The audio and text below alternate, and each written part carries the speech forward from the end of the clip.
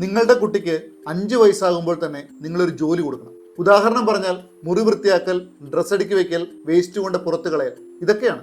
ഇതിന് പ്രതിഫലമായി ആഴ്ചയ്ക്ക് 50-100 രൂപ കൊടുക്കാം.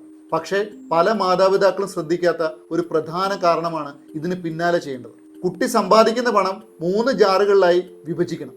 ഒരു ഭാഗം ഗീവിംഗ് ജാറിലേക്ക് നിക്ഷേപിക്കണം. ആ പണം ഓരോ മാസവും അവസാനം ആവശ്യമുള്ള ഒരാളെ കണ്ടെത്തി കുട്ടികളുടെ കൈകൾ കൊണ്ട് തന്നെ കൊടുപ്പിക്കണം. ഇത് കുട്ടികളെ 2 കാര്യങ്ങൾ പഠിപ്പിക്കും. സമ്പത്ത് നമുക്ക് മാത്രം വേണ്ടിയുള്ളതല്ല, അത് മറ്റുള്ളവരെ സഹായിക്കാനും ഉപയോഗിക്കാം. രണ്ടാമത്തെ ഭാഗം നിക്ഷേപിക്കേണ്ടത് സ്പെൻഡിങ് ജാറിലാണ്. മാസാവസാനം ആ പണം ഉപയോഗിച്ച് കുട്ടിക്ക് ഇഷ്ടമുള്ളത് വാങ്ങാൻ അനുവദിക്കുക. കുട്ടി എന്ത് വാങ്ങണമെന്ന് കുട്ടി തന്നെ തീരുമാനിക്കട്ടെ. അതിലൊരിക്കലും നിങ്ങൾ കൈകടത്തരുത്. ഇതിലൂടെ അവർ പഠിക്കുന്നത് സ്വാതന്ത്ര്യവും തിരഞ്ഞെടുക്കാനുള്ള ഉത്തരവാദിത്വമാണ്.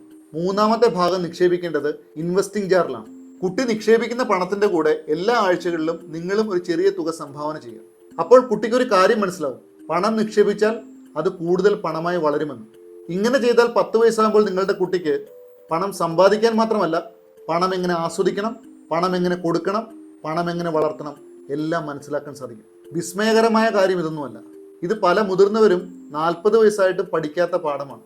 പക്ഷേ നിങ്ങളുടെ കുട്ടി 10 വയസ്സിൽ തന്നെ അതിൽ മിടുക്കനാവും. ഈ പറഞ്ഞ എല്ലാ കാര്യങ്ങളും നിങ്ങളുടെ കുട്ടികളിലൊന്ന് പരീക്ഷിച്ച് നോക്കുക. നിങ്ങളുടെ അഭിപ്രായങ്ങൾ കമൻറ്റായി രേഖപ്പെടുത്താം. എല്ലാവർക്കും ശുഭദിനം. Thank you so much.